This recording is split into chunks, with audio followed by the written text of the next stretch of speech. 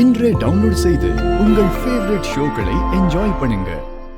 ஏய் சிவனாண்டி, மரியாதையா ஓடி போயிடு, இல்லைனா நீ இங்கே போனமாயிடுவ. அக்கா வாங்க வாங்க வாங்க விடுங்கடி, வாங்க.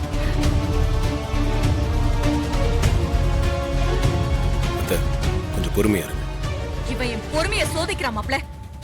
இன்னைக்கே நான் இவனோட கதையை முடிச்சிடுறேன். அத்தை, நான் சொல்றது கொஞ்சம் பொறுமையா கேளுங்க.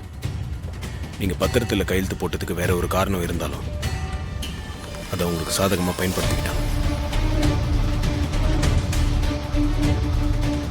இவங்க கிட்ட இதுக்கு மேல பேசுறதுல எந்த பிரயோஜனமும் இல்லை.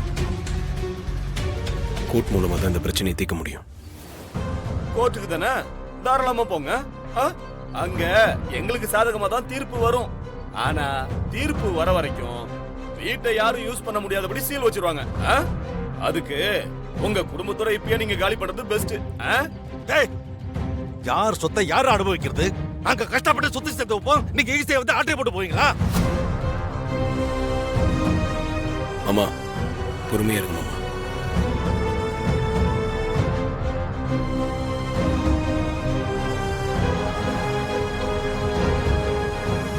சரி, 24 மணி நேரத்துக்குள்ள உங்ககிட்ட இருக்கிறது போலி பத்திரம் நான் நிரூபிக்கிறேன்.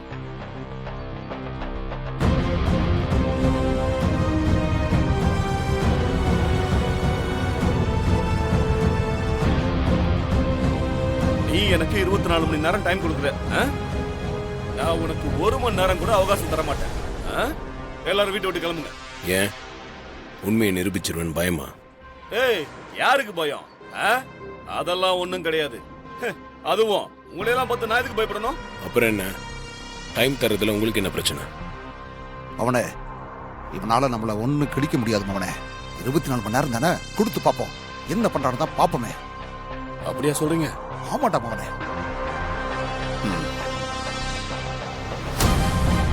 பார், உனக்கு நான் 24 மணி நேரம் டைம் தரேன். அப்படி உன்னால நிரூபிக்க முடியாம தோத்து போயிட்டா என்ன பண்ணுவ?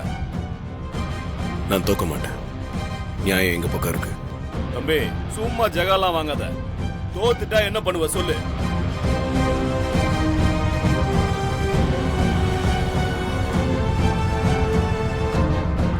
தோத்துட்டா நீங்க கேட்டீங்கல்ல, அந்த மாதிரி இந்த வீட்டை உங்க பேர்ல எழுதி கொடுத்துட்டு நாங்களாம் இங்க இருந்து போயிடுறோம்.